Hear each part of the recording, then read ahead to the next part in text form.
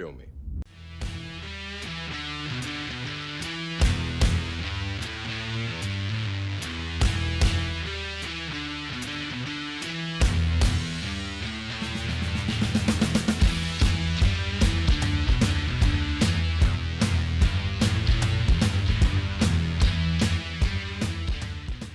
I'm the martial arts film freak, and I watched My Name.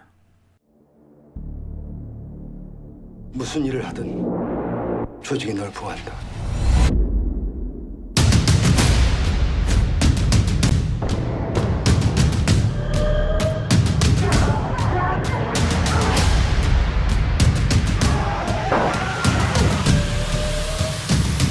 기꺼이 될게. 괴물. My Name, or Undercover, which is the original title, is a 2021 Netflix series directed by Jin Min Kim, starring Han So-hee, lots of other people, Hee Soon Park, An Bo-hyun, Kim Sang-ho. I'm going to go for two others here that are probably the most important, not the most important, but worthy enough of being mentioned. Hak Ju Lee, and a very big one here, Yoon Kyung-ho. I apologize if I butchered any of that. The show is about a young woman whose father works for this organized crime syndicate, pretty high up, it seems, in power there, when her father is killed on her doorstep. At the time the show first episode starts, she's about 17, 18, maybe 16, 17 years old. Her father is killed on her doorstep, and she sort of seeks refuge in the crime organization that he works for. They train her up and tell her that her father was killed by a cop, so she goes undercover, sort of as a mole, within the police station to find who killed her father.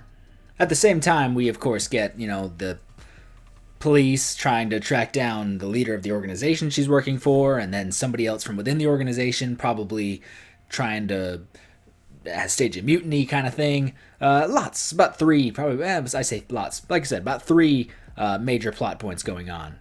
The show is only about 8 episodes long, each episode probably going a max of about 55 minutes, so pretty easily digestible for, a series. Usually, I don't know about you guys, I don't have time for jumping into a 22 episode long season of something. I don't have that kind of time.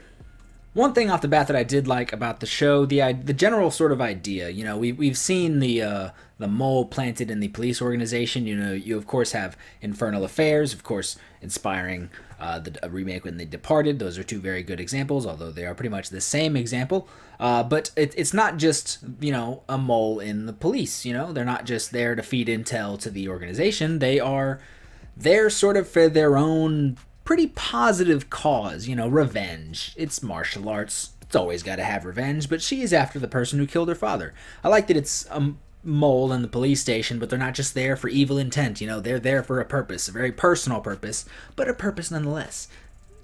I wouldn't say it's evil, trying to find the person who killed your father and kill them, but, get it done.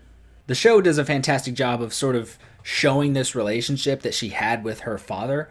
Of course, when we very first meet her relationship with her father is strained because the public finds out that her father is a criminal. Now she's getting bullied at school, pretty much kicked out of her school. She's getting harassed by police officers, and she hates her father for it. But with several flashbacks and other elements, we see that their relationship was actually really, really strong. There's a really nice part where someone says, oh, well, I suspected that, your father was doing something behind my back, but when I saw he had this huge smile on his face, I didn't care because it was making him happy. I thought it was a woman. I thought it was this. Turns out it was you. It's just beautiful. Really good moments. The show handles its, the dramatic tension of her undercover, her cover almost being blown several times. The show handles that kind of tension very well. It builds several instances where it's oh my god, they're going to find out. They're going to find out she's not a real cop. Well, she is a real cop. They're going to find out she's a criminal. It handles it a lot of times. There's a lot of times in this show where I was oh, that's not good. That is, she's in trouble. But you know what? She skirts her way out of it. Something happens. She gets out. Not every time, as we find out, but most times. The plot is not difficult to follow. The only thing that is ultimately difficult to follow is each development that happens, each secret that she uncovers. leads to like flashbacks and then flashbacks stacked on top of flashbacks, and you're trying to find out sort of the timeline. You're trying to find out, okay, when did this happen, when did this happen, and then this happens, and now we're in the present, but then this happens. Just the way the show sort of structures its revelations, I found at times a little difficult to follow. It was very straining. Again, with like the relationships, I love the relationship we see through the flashbacks that her father had with like the organization leader. Like the show does a fantastic job of just showing that like they were bros, and it's really nice. I liked it a lot. It's one of the more convincing parts of the show, and like makes it so convincing of him saying like, "Hey, go kill the guy who killed your father." And like, there's so much in his acting and his performance and in the story that it's just like, do it for me, not just for you, but for me, because I'm pissed. The acting really all around here was fantastic. I think the lead actress, what was her name here? Let me get back to IMDb. What is your name? Han So-hee. Yes, she was fantastic. Everyone in this show was very, very good. Hee-soon Park being the organization leader. And then, let me find his name here. An Bo-hyun, also very good. They were sort of the three real leads here. And I think everyone in the show does a fantastic job. But I was drawn to this show because I saw some in the trailer, some action, and it looked good.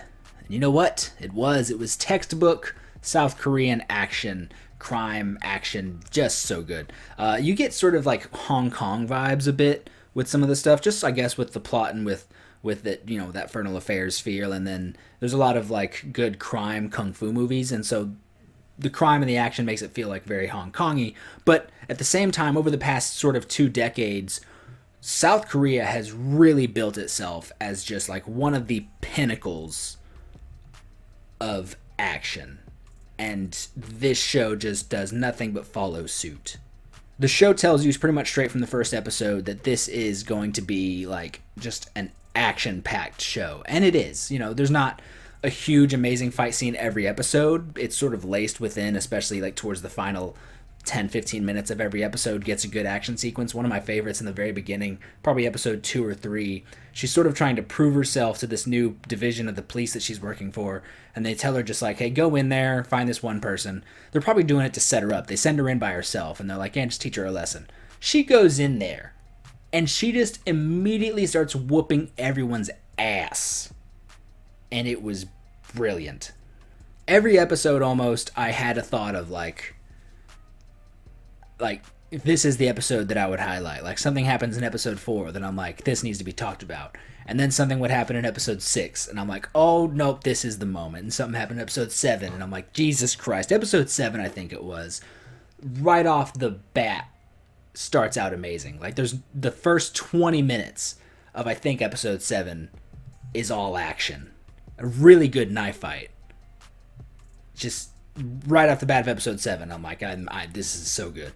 Something weird that South Korea can do that not a lot of others can is use shaky cam and editing as an advantage, like as a seasoning of a fight scene. You know, the best example is maybe Man from Nowhere, that knife fight towards the end. Everybody loves that one. I would say it's a lot of that. You know, there is some editing, there is some fast editing and some shaky cam, but never do you think, oh my God, slow the hell down and back up. Jesus Christ.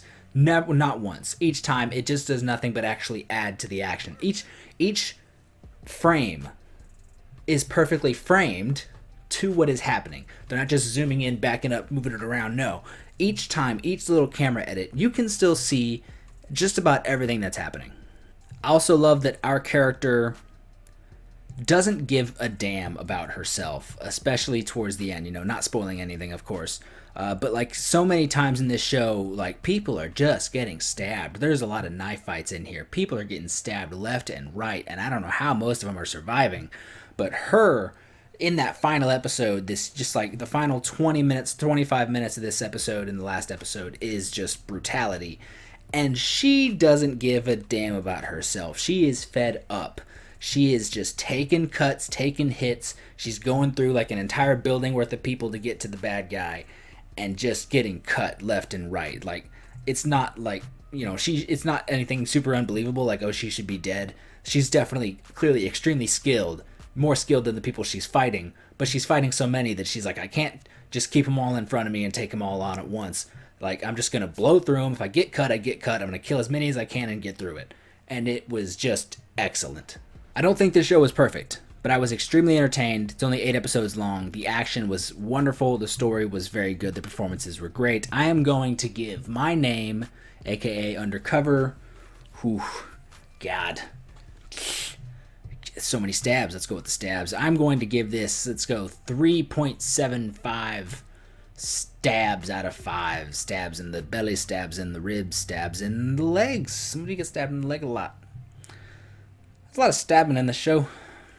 3.75, 3.3 quarters, 3 and 3 quarters out of 5 is what I'm going to give My Name.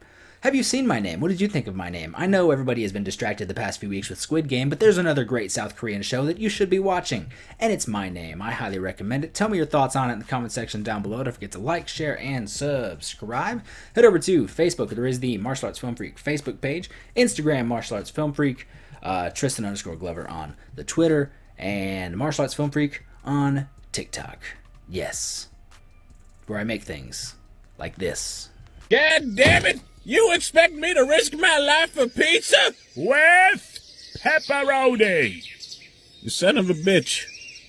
I'm in. Thank you so much for watching, and have a good day.